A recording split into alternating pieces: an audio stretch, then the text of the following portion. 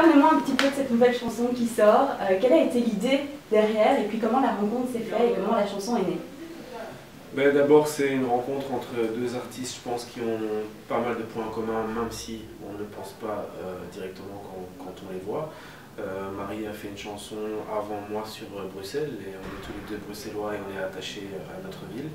Donc j'ai pu la rencontrer dans une fête entre guillemets familiale et j'étais un peu intimidé. Je lui ai dit Marie, j'ai quand même beaucoup de respect parce que voilà, tu as fait un titre tout comme moi qui parle de la ville, etc. Et après, bon, après avoir un peu cassé brisé la vitre entre rappeurs, entre guillemets, et chanteuses. Après quelques coupes de champagne. Voilà, on s'est détendu.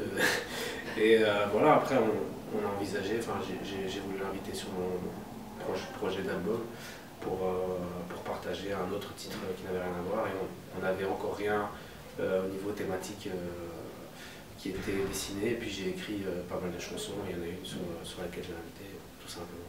Et du coup, le texte à la base, question très bateau, qui vous l'a inspiré ou qu'est-ce qui vous l'a inspiré? Pourquoi maintenant? Et surtout, pourquoi c'était important pour vous en tant qu'homme de faire cette chanson pour rendre aux femmes... Ben, j'avais déjà fait un titre sur mon précédent album qui s'appelait Respect avec une Jamaïcaine par rapport justement à la condition de la femme et au fait que dans le hip-hop on a toujours ce cliché d'avoir l'impression d'exploiter la femme, d'être misogyne, de faire des clips avec des bikinis et de limiter aux femmes qu'à ce rôle-là. Et donc évidemment on va au-delà de ça, c'est faux. J'ai une femme, j'ai une mère, j'ai des cousines, donc je sais que c'est pas la réalité que j'ai envie de défendre.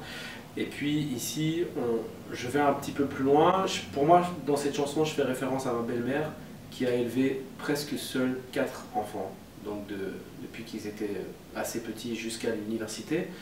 Et je sais qu'elle a dû faire 2 boulots, qu'elle a travaillé vraiment dur, et c'est un hommage parce que les mamans sont des soldats, c'est pas faux. Maintenant, je suis père moi aussi, et je vois que même quand on est à 2 avec 1 ou 2 enfants, c'est déjà pas évident aujourd'hui, surtout qu'il y a la crise financière, etc., etc.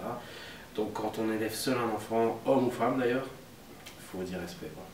Quand vous avez besoin d'avoir confiance en vous, est-ce qu'il y a un produit cosmétique, un fond de teint, un mascara qui vous donne particulièrement confiance en vous, que vous appliquez le matin et vous dites ok, c'est ma journée, ça va vraiment m'aider? Pas vraiment, mais en tout cas j'ai plutôt... je mets du vernis. Donc je ne monte pas sur scène sans mettre du vernis, c'est comme une protection. J'aime bien jouer, voir mes doigts qui ont du vernis quand je joue à la guitare. J'ai d'ailleurs écrit une chanson qui s'appelle Vernis rouge. Non, j'ai pas de petit tic comme ça. C'est plutôt le lendemain de veille où là, j'opte pour le chapeau. Un bon anti-cerne, une grosse voilà. lunette et un café géant. Tout à fait.